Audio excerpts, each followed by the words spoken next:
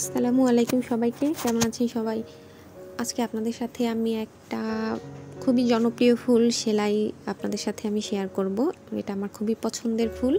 আমার মনে হয় এটা প্রত্যেকটা মেয়েরই পছন্দের ফুল। এটার নাম হচ্ছে অপরাজিতা, অনেকে নীলকণ্ঠ বলে। তো এটা অনেকভাবেই সেলাই করা যায়। আমিও আপনাদের সাথে বেশ কয়েকভাবে আমি শেয়ার করব।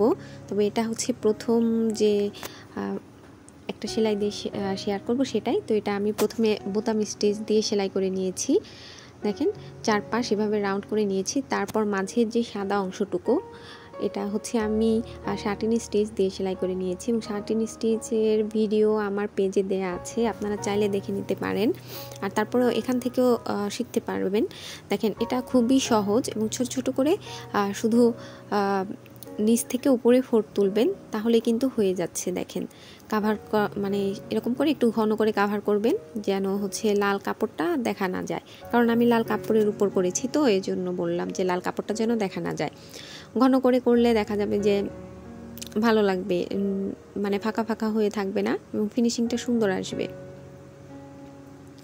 দেখেন এখানে কিন্তু 2টা সেলাই চলে গেল। আমি বলেছিলাম যে অপরাজিতা ফুলটা আমি 5টা সেলাই, মানে একটা ফুলে 5টা সেলাই ব্যবহার করেছি।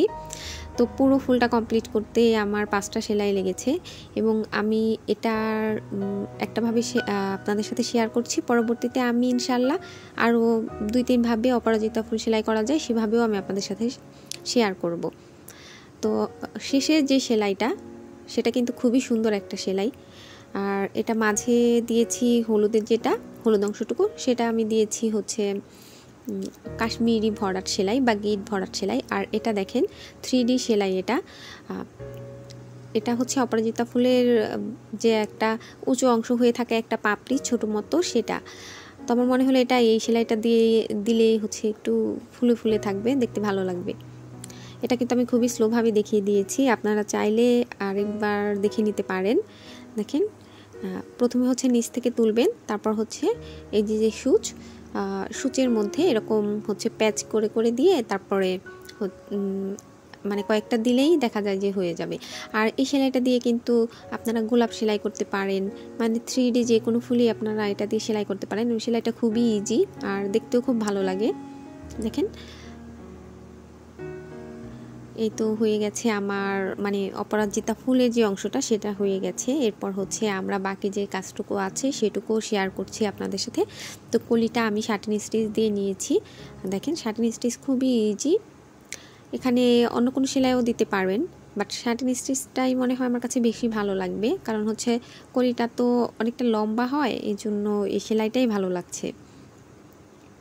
এটাও আমি খুব স্লো করে দেখিয়ে দিয়েছি। দেখেন এই ফুলটা আসলে আমার এত বেশি ভালো লাগে যখন হচ্ছে গাছটা ঝোপালো হয়ে পুরো সবুজের উপর একদম টকটকে নীল হয়ে ফুটে থাকে, মানে চোখে লেগে থাকার মতো একটা ফুল।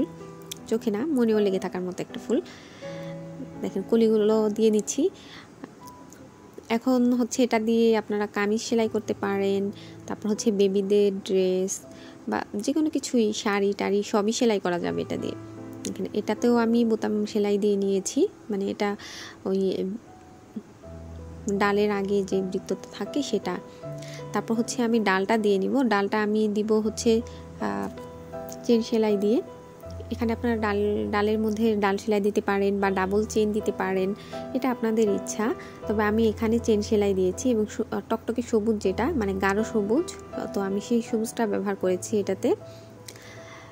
একটু রিয়েলিস্টিক করার চেষ্টা করেছি, জানি না কতটুকু হয়েছে। আপনারা কমেন্ট করলে অবশ্য আমি বুঝতে পারবো যে ভুল ত্রুটি কোথায় হয়েছে, বা আপনারা আমার কী ধরনের ভিডিও দেখতে চান সেটাও শেয়ার করতে পারেন। আর আমার ভিডিওগুলো আপনাদের কাছে কেমন লাগে সেটাও কমেন্ট করে জানাতে পারেন।